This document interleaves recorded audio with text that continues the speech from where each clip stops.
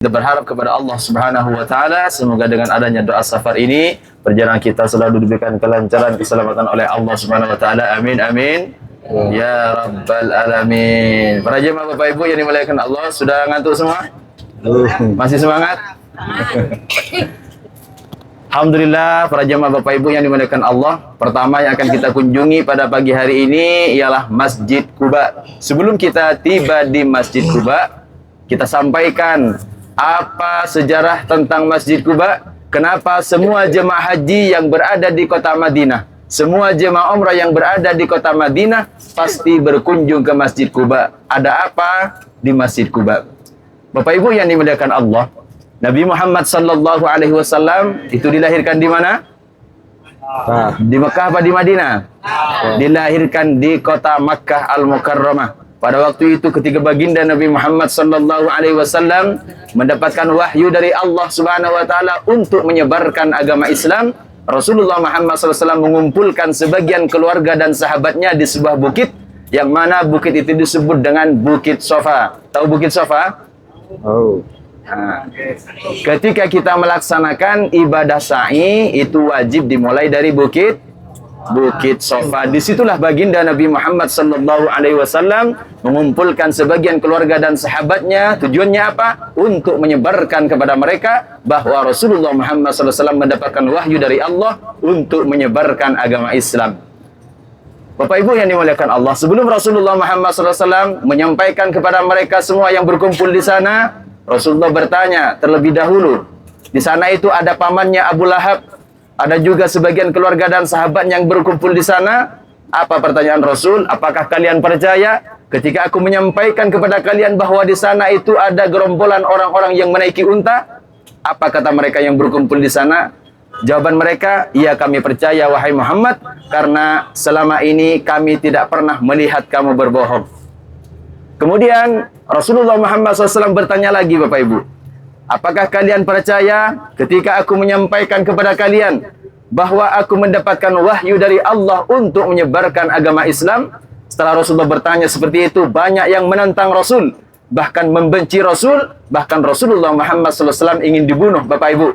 Sehingga pada waktu itu ketika Rasulullah menyampaikan kepada mereka bahwa Rasulullah mendapatkan wahyu dari Allah, paman Rasul yang disebut dengan Abu Lahab, dia berdiri dan berkata, tabbat laka ya Muhammad, alihada jama'tana. Kata Abu Lahab, celaka bagimu wahai Muhammad, apakah cuma karena ini kamu mengumpulkan kita semua? Artinya apa? Abu Lahab di sini tidak terima dengan ajakan baginda Nabi Muhammad sallallahu alaihi wasallam, bahkan Abu Lahab menentang Rasul sambil berkata, tabbat laka ya Muhammad, alihada jama'tana. Celaka bagimu wahai Muhammad, apakah cuma karena ini kamu mengumpulkan kita semua?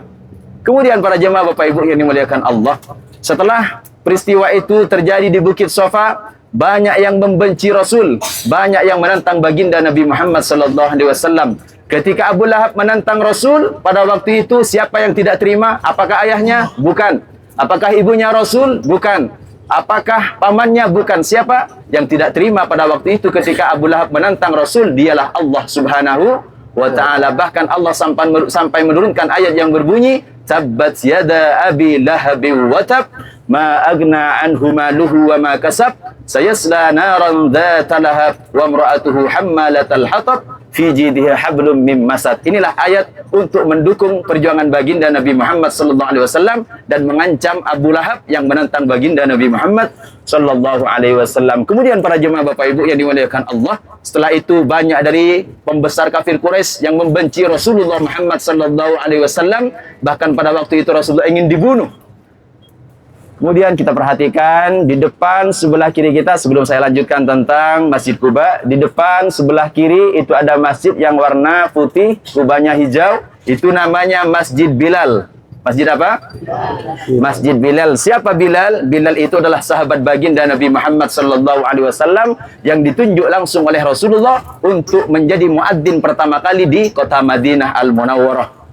Ini masjid dibangun untuk mengenang sejarah yang terjadi kepada sahabat Bilal. Pada waktu itu sahabat Bilal ini, Bapak Ibu yang dimuliakan Allah, setiap waktunya sholat dia selalu mengumandangkan adzan dan selalu datang ke kamar Rasulullah mengabarkan kepada Rasul bahwa waktunya sholat sudah tiba. Akan tetapi setelah baginda Nabi Muhammad SAW meninggal dunia, sahabat Bilal ini tidak bisa mengumandangkan adzan. Bahkan beliau ketika mengumandangkan adzan dari pertama Allahu Akbar biasa, tapi ketika menyebut asyhadu anna Muhammadan tidak bisa melanjutkan adzannya. Kenapa? Karena dengan tangisannya yang sangat luar biasa tidak bisa menyebut nama baginda Nabi Muhammad SAW. Ketika menyebut nama Nabi Muhammad, sahabat Bilal ini langsung menangis sehingga adzan itu tidak bisa dilanjutkan. Kemudian setelah beberapa lama sahabat Bilal ini hijrah meninggalkan kota Madinah Al-Munawwarah. Kemudian sahabat Bilal menikah. Terus kemudian setelah beberapa lama, para jemaah Bapak Ibu yang dimuliakan Allah, sahabat Bilal ini datang lagi ke kota Madinah Al-Munawwarah. Ketika datang ke kota Madinah, banyak dari sahabat Rasul yang menyuruh sahabat Bilal untuk mengumandangkan adzan lagi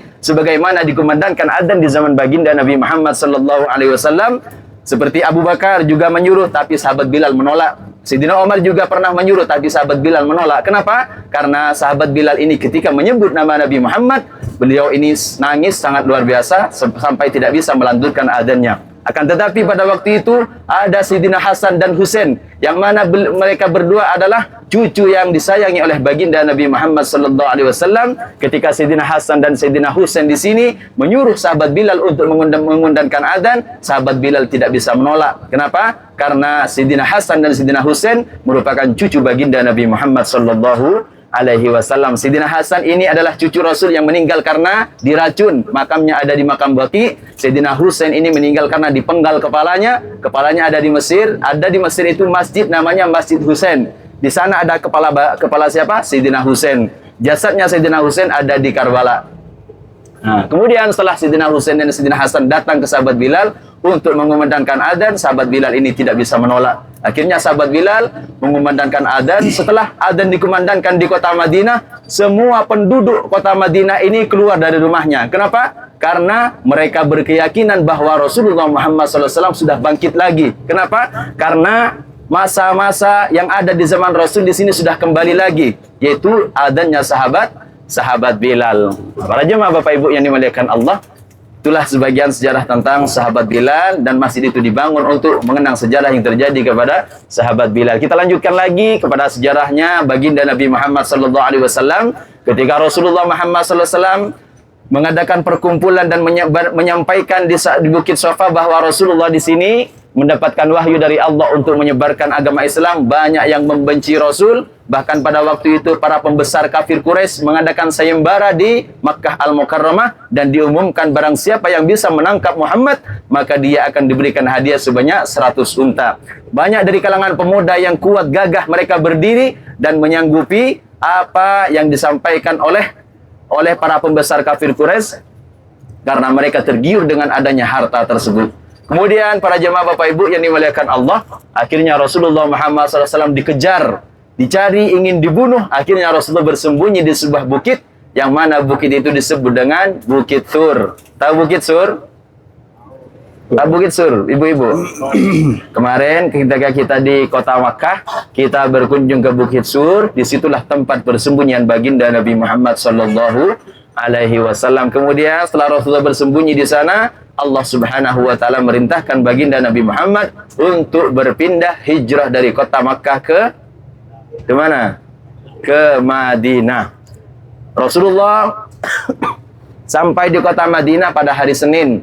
Yang pertama kali dikunjungi oleh Rasul itu tempat yang dekat dengan Masjid Quba, ialah rumahnya Kulthum. Rumahnya Kulthum itu ada tandanya Bapak Ibu. Di belakang Masjid Quba nanti itu ada papan, itu ditulis namanya rumahnya Kulthum, yang pertama kali didatangi oleh Rasulullah Muhammad SAW. Sampai hari Senin di masjid di Madinah, Rasulullah langsung membangun masjid. Mulai dari hari Senin, hari Selasa, hari Rabu sampai hari Kamis membangun masjid, yang mana masjid itu disebut dengan Masjid Quba. Inilah masjid yang pertama kali dibangun oleh Rasulullah Muhammad SAW dalam Islam, yaitu yang berada di kota Madinah Al-Munawwarah. Kita perhatikan di depan Bapak Ibu, sebelah kiri itu ada masjid yang warnanya warna putih, itu namanya Masjid Quba. Inilah masjid yang pertama kali dibangun oleh baginda Nabi Muhammad SAW ketika tiba di kota Madinah Al-Munawwarah. Bahkan Allah Subhanahu wa taala sampai menurunkan ayat yang berbunyi, la masjidun usisa 'alat taqwa min awwali yaumin ahaqqu an taquma fihi fihi rijalun yuhibbuna ayyatatahharu wallahu yuhibbul mutatahhirin. Sebagian ulama tafsir menjelaskan bahwa ayat ini diturunkan itu atas masjid yang dibangun oleh baginda Nabi Muhammad SAW, bahwa masjid ini dibangun atas dasar ketakwaan baginda Nabi Muhammad kepada Allah Subhanahu wa ta'ala. Kemudian Rasulullah menyampaikan dalam hadisnya, kata Rasulullah, man tatahhara fi baitihi thumma ata masjid Quba fa shalla fihi rak'ataini kana lahu ka ajri umratin. Kata Rasulullah, barang siapa yang bersuci dari rumahnya, barang siapa yang bersuci dari hotelnya, kemudian dia datang ke Masjid Quba dan melaksanakan sholat sunnah di sana, maka dia akan diberikan pahala umroh. Jadi, makanya dari semalam kita umumkan, Bapak Ibu, nanti berangkat City Tour sudah dalam keadaan berwudu. Kenapa? Karena ketika kita berwudu atau bersuci dari hotel kita, kemudian kita datang ke Masjid Quba dan melaksanakan sholat sunnah di sana, maka kita akan diberikan pahala umroh. Itulah keistimewaan Masjid Quba, Bapak Ibu yang dimuliakan Allah. Ketika Rasulullah Muhammad SAW berada di kota Madinah, setiap hari Sabtu Rasulullah datang ke tempat ini melaksanakan ibadah, yaitu melaksanakan sholat sunnah. Nanti seumpamanya batal gimana? Dari hotel sudah ambil wudhu, tapi pas di dalam bis kentut, apakah tetap mendapatkan pahala umroh? Tetap mendapatkan pahala umroh. Kalau nggak salah ini juga dijelaskan dalam kitab Tarikhul Madinah yang dikarang oleh Syekh Abdul Ghani, tapi mungkin agak kurang ya. Tetap mendapatkan pahala umroh. Nanti apa saja yang kita laksanakan di sana, Bapak Ibu? Yang pertama kita sholat sunat taubat, ya. Sholat sunat taubat langsung diniatkan dalam hati untuk melaksanakan sholat tahiyatul masjid. Yang pertama dengan niat usolli sunnatat taubati raka'ataini lillahi ta'ala. Ketika takbiratul ihram kita berniat dalam hati, saya berniat untuk melaksanakan sholat sunnah taubat 2 rakaat karena Allah. Kenapa kita harus melakukan sholat sunat taubat? Karena setiap waktu, setiap saat kita itu tidak pernah lepas dari dosa, kita itu tidak pernah lepas dari pelanggaran-pelanggaran yang sudah dilarang oleh Allah Subhanahu wa taala, sehingga kita dianjurkan untuk selalu melaksanakan taubat. Termasuk taubat itu melaksanakan sunnah taubat, Bapak Ibu. Kemudian setelah sunnah taubat, kita melaksanakan sholat sunnah hajat. Niatnya gimana? Usolli sunnatal hajati raka'ataini lillahi ta'ala. Saya berniat untuk melaksanakan sholat sunnah hajat 2 rakaat karena Allah. Kenapa kita harus melaksanakan sholat sunnah hajat? Karena kita ini hidup di dunianya Allah. Hidup di dunia ini kita banyak kebutuhan. Mungkin ada Bapak Ibu yang belum tercapai apa yang diharapkan. Nah, kita harus sholat sunnah hajat.